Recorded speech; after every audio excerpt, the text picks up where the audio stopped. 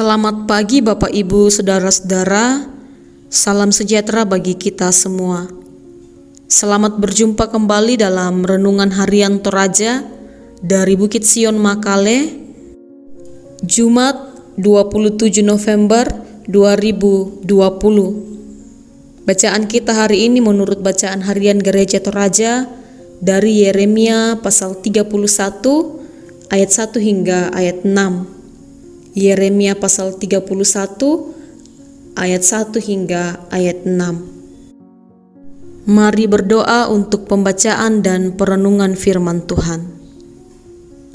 Ya Tuhan kami, Allah yang terus memelihara, melawat, menyertai, menuntun kami dalam kehidupan ini, dan senantiasa menganugerahkan nafas kehidupan, sehingga kami masih ada sebagaimana adanya saat ini menikmati hidup anugerah-Mu.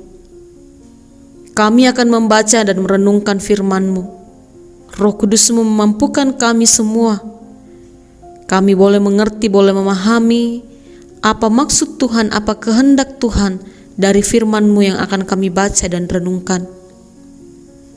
Kami boleh hidup menurut kehendak Tuhan, boleh hidup menurut apa yang Tuhan inginkan, sehingga kami mampu hidup menyenangkan hati-Mu, boleh membawa kemuliaan bagi nama-Mu. Bersabdalah kepada kami siap mendengar. Dalam Kristus Yesus Tuhan kami berdoa kepada Bapa di sorga. Amin. Yeremia pasal 31 ayat 1 hingga ayat 6. Perjanjian baru. Pada waktu itu, demikianlah firman Tuhan.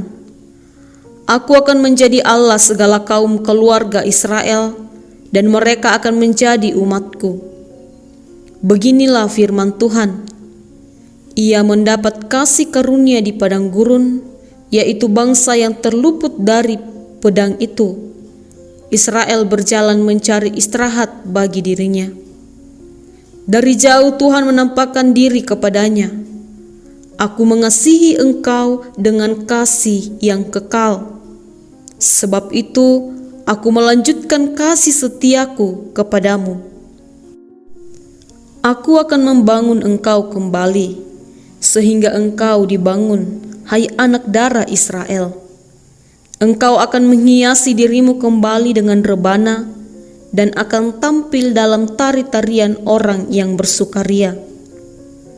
Engkau akan membuat kebun anggur kembali di gunung-gunung Samaria. Ya, orang-orang yang membuatnya akan memetik hasilnya pula. Sungguh akan datang harinya bahwa para penjaga akan berseru di gunung Efraim. Ayo, marilah kita naik ke Sion kepada Tuhan Allah kita. Amin. Kasih yang kekal.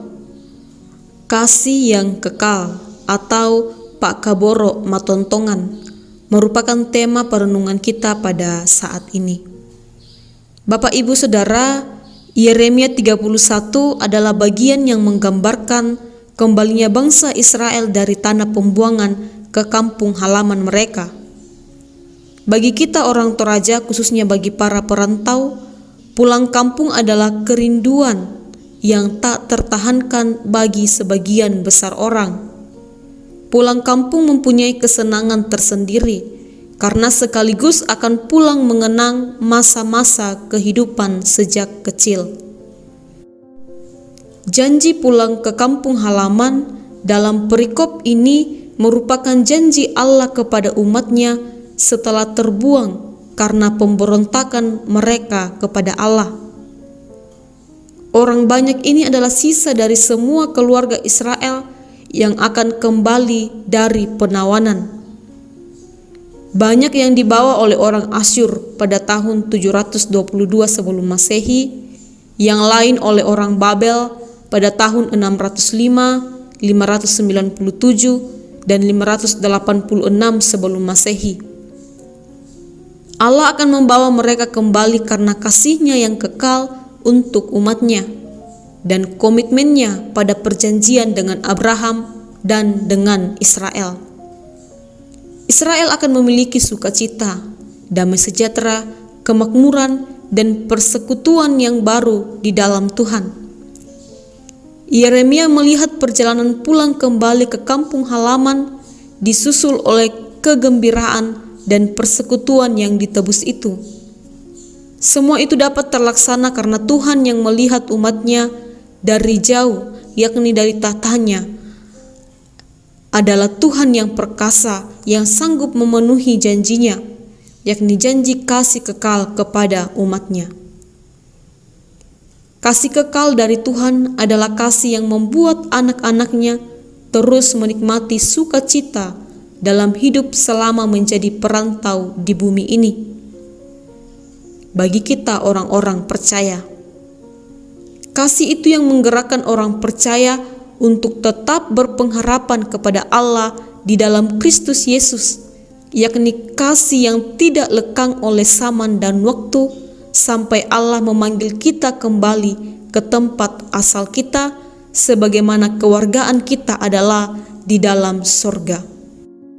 Bapak, Ibu, Saudara, dalam penantian kita tersebut di bumi ini, hendaknya kita juga membagikan kasih Allah yang kekal itu bagi saudara-saudara kita. Kita nyatakan kasih Allah itu baik melalui tingkah laku, perkataan, ataupun mungkin melalui materi. Kita berikan kepada orang-orang yang sangat membutuhkan, bagi orang-orang yang kurang mampu, sehingga kasih Allah yang kekal itu dapat dinikmati, dapat dirasakan oleh semua orang. Amin. Mari berdoa. Syukur kepadamu ya Tuhan untuk firman-Mu yang boleh kami baca dan renungkan. Kembali menguatkan kami bahwa Engkau adalah Allah yang memiliki kasih yang kekal. Sungguh mengasihi kami umat manusia sejak kami dijadikan hingga pada saat ini. Bagi kami orang-orang yang percaya.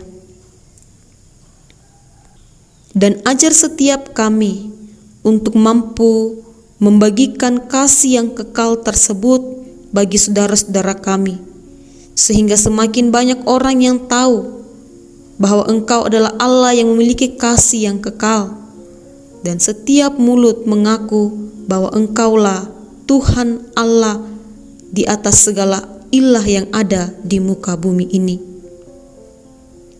Ya Tuhan, kiranya Engkau yang senantiasa memeliharakan kehidupan kami di sepanjang hari ini dalam menjalankan tugas dan tanggung jawab kami masing-masing. Tuntun sertai kami, anugerahkan kesehatan, kekuatan, hikmat dalam memikirkan setiap hal yang terbaik di mana kami bertugas, di mana kami berada, khususnya di tengah-tengah keluarga kami dan di tengah-tengah pekerjaan kami. Ya Tuhan, mari peliharakan saudara-saudara kami yang saat ini dalam kelemahan tubuh.